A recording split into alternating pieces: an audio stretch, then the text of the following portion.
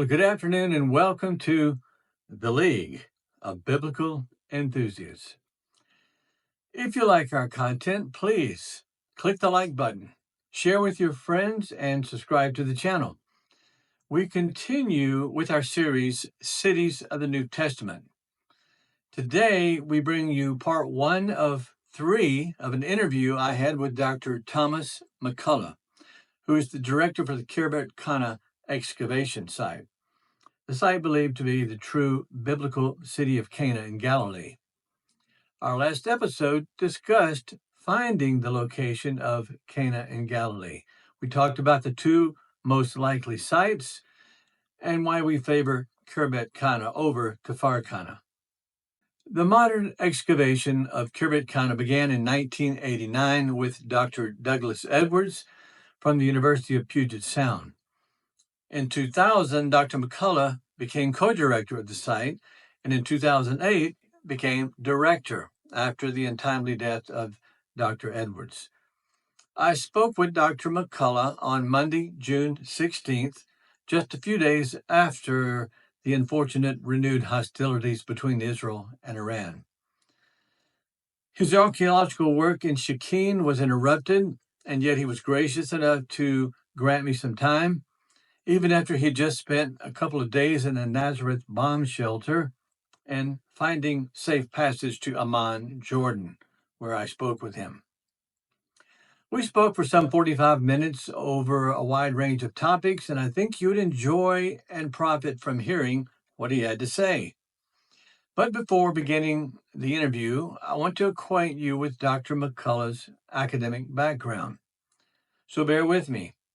Dr. Thomas McCollough is a distinguished academic with a rich background in religion, history, and archaeology, demonstrated by his multiple advanced degrees, including a PhD from Notre Dame and an MDiv from Duke University.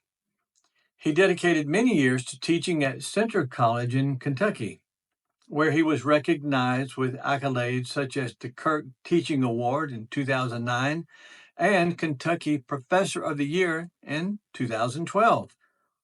In 2013, he was selected as the annual professor at the Albright Institute for Archaeological Research in Jerusalem and spent the spring of 2013 in residence there. Since retiring from Centre College in 2017, he continues his academic work at Coastal Carolina University in Conway, South Carolina, where he teaches in the Religious Studies Department. Beyond the classroom, Dr. McCollough is active in archaeological research, particularly in Israel, where he's held leadership roles in excavations at sites like Sepphoris and Khirbet Cana, and currently Shechem, and often involves his students in these important field work. His expertise also extends to the history of Christianity, biblical archaeology, and the contemporary Middle East. Dr. McCollough is a co-editor, along with Dr. Douglas Edwards, of Archaeology and the Galilee, Text and Context in the Greco-Roman and Byzantine Periods. That was published by Scholars Press in 1997. He has also published articles in a number of academic journals, including Studi Patristica and Religious Studies Review. And so, I am pleased to bring to you our conversation. I asked him how it was he became interested in archaeology of the Holy Land. We talked about his work in Sepphoris and other sites, and how all of it gave him a clearer picture of Jewish life in the period when the Romans were inserting themselves into their cities and villages. How did first century Jews respond to that? Did they welcome the Romans? Did they resent them and resist them? Did they begrudgingly accept their presence? What can we learn from the archaeological record at this time that speaks to that question? If you haven't heard our most recent episode on Cana and Galilee, please view it first for context for this conversation. This is the first of the 3 episodes that will showcase the interview. I may insert a comment or a graphic from time to time, and I hope you enjoy it as I certainly did. So, Here you go. Hello, Dr. McCollough. How are you? Good afternoon. Yes. Well, I'm okay. I'm actually now in Amman. Hi. Wow. You Uh, seem to be yeah, traveling a lot lately. yeah. Unexpectedly, the missile assaults on Nazareth intensified on Saturday, particularly Uh, early Saturday morning. They seemed to, well, it was clear they were targeting that area, at least hmm. for the time being, and it got increasingly day. Also, we were spending almost much of the night from midnight to 6 a.m. in the bomb shelter. Oh boy. And so it got to be, it was no longer feasible to stay. And it was dangerous. We had a small team. We didn't have a big team. Right. And really weren't students, they were just staff members. Well, But it was not feasible. It just was not safe. And the airport was closed and all the flights canceled. And then, so the only outlet was Amman, and Amman airport closed. And then they closed the border, but they opened it on Sunday.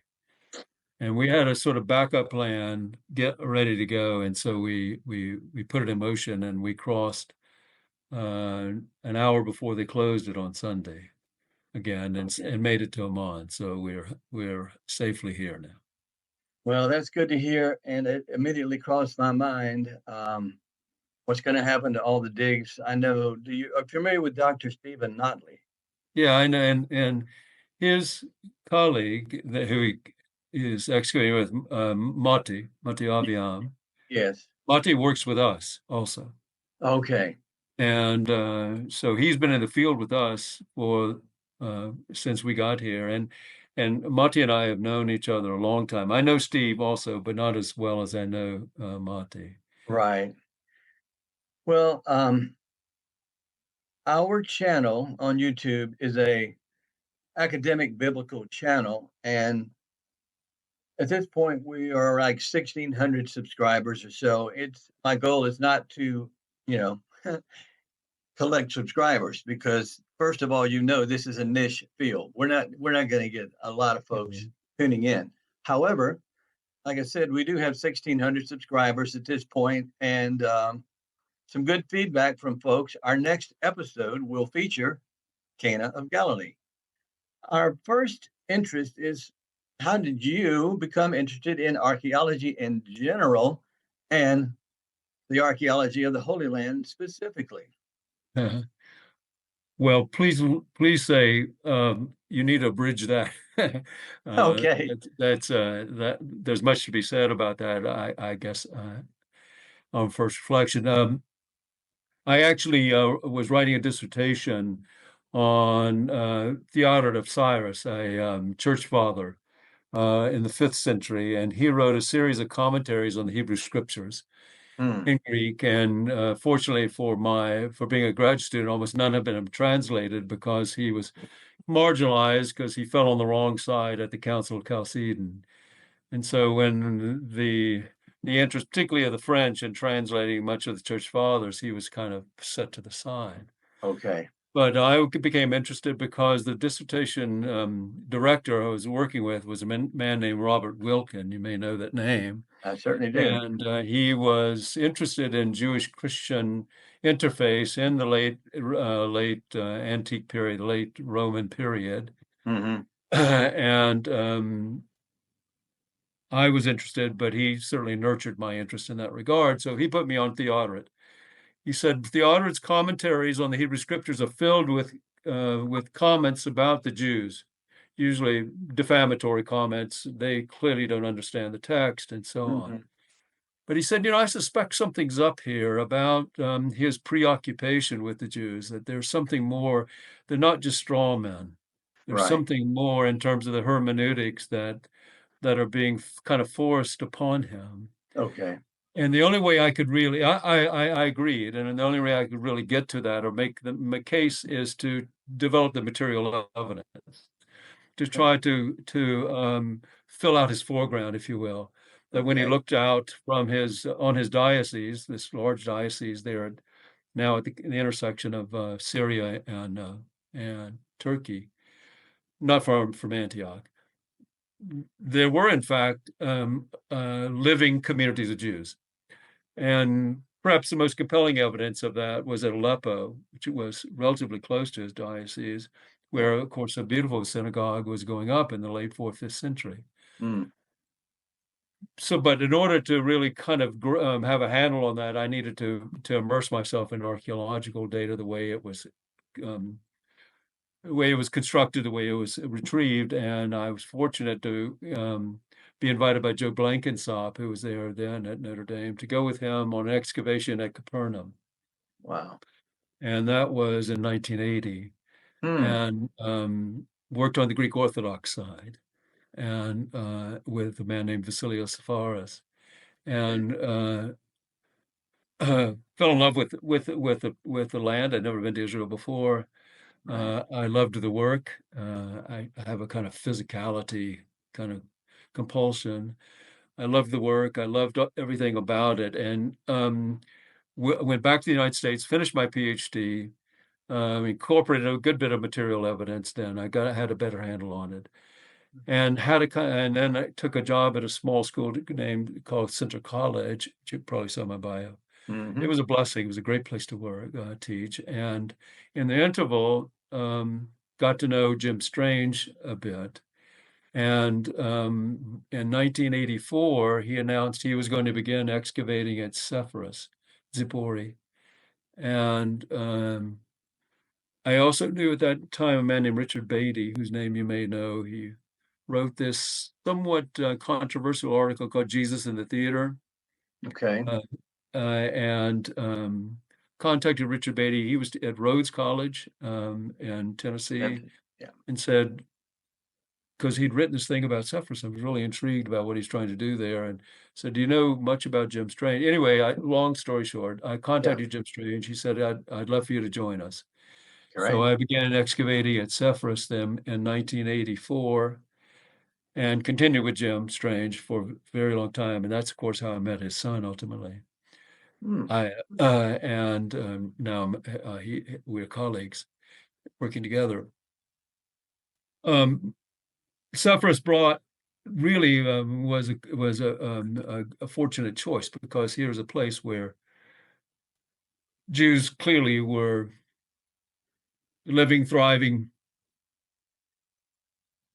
producing the mission, perhaps, and so on. So I was really immersed in the world of rabbinic Judaism. I had a chance to do some fellowships with Jacob Neusner, but I've still had the Christian interest about the way in which what all of this meant for the development of Christian thought and Christian practice. Yeah. And so my colleague Doug Edwards, who I was actually directing at that point, he was a square supervisor. I was one associate. Okay. Said to me, "Look, let's broaden our base and connect villages with cities and see how that interacts, how we can dope out that interaction. Are they hostile? Are they interactive? Are they symbiotic? Are they?" Mm-hmm. And he said, I know this site across the valley, which has been identified as a potentially rich archaeological site. Mm-hmm. I think I'll see if I can get a survey license so I can at least walk the site, see if it is promising. He said, I think it might be Cana of Galilee, but even if it's not, it's clearly a village in close proximity to Sepphoris. And if it's thriving in the same period, that will give us our village urban dynamic. Mm-hmm. Sure enough, of course, there was pottery everywhere. There was clear signs of human habitation. Got the license. He said, "Why don't you be my associates and eventually my co-director?" So that's why we began working on that site, not so much from the interest of let's go find Cana of Galilee, Mm-hmm. but from the point of view, let's find a village that we can put in this conversation between urban and rural. But it invariably brought to the surface this question of, is this Cana of Galilee? Because people began contacting us. This is a place that at one point we were digging across the Beit Natuva Valley, a long walk. There was a Franciscan leading a troop of pilgrims, about 20 of them, and he walked up the hill and he said, I know this is Cana of Galilee. This Wow. is surely the one.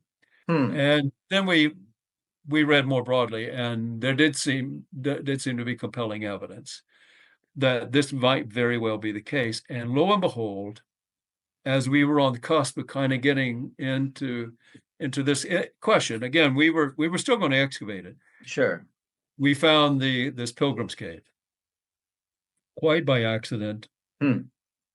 There's a big fig tree there. We were eating breakfast under the fig tree, and one young man had gone to the bathroom, and he came back up and he said, "You need to come down here and see what it looks like a cave opening." And sure enough, it was a cave opening. Cleared the brush. We could see in. We decided the next season we would excavate it, and we excavated one of now. It's clear a four cave interconnected complex, and Yes. that's, you may know then what we found. Mm-hmm. And so that enhanced this whole question of the interrelationship between this site and the biblical Cana of Galilee, because clearly pilgrims for a very long time had identified this site as Cana of Galilee and were coming to reenact the water to wine Mm-hmm. miracle, leaving graffiti behind, asking for blessings, all the way through the Crusader period and so on. Right. And so that, I know that does more than answer your question and maybe gets to your next question, but that's how my interest kind of in this whole interface between the way in which Christians began, I use this vocabulary, somewhat controversial, colonize Roman Palestine, impose their presence, and how that impacted the evolution of rabbinic Judaism, because Mm-hmm. that had been my long interest. And so Right. that really filled out another piece of that puzzle, because now I had a clear manifestation of of Christian pilgrimage, and how to really understand the impact on this village once this big, and now we can see the outlines of a church and a monastery. Once this large Christian complex is going on right at the base of this hill, which from everything I can tell was still a Jewish village. Hmm. And I've written on that. I've changed my mind in time, but how to understand what happens to the synagogue as this Christian complex goes in. So Mm-hmm. that's how I've maintained my interest from the early interest in early Christian biblical hermeneutics, impacted by the ongoing presence of Judaism, to seeing this material culture of the ongoing interplay and Right. Lower Galilee. So that was the first part of our interview. Part 2 is coming your way very soon. So watch for it from the League of Biblical Enthusiasts.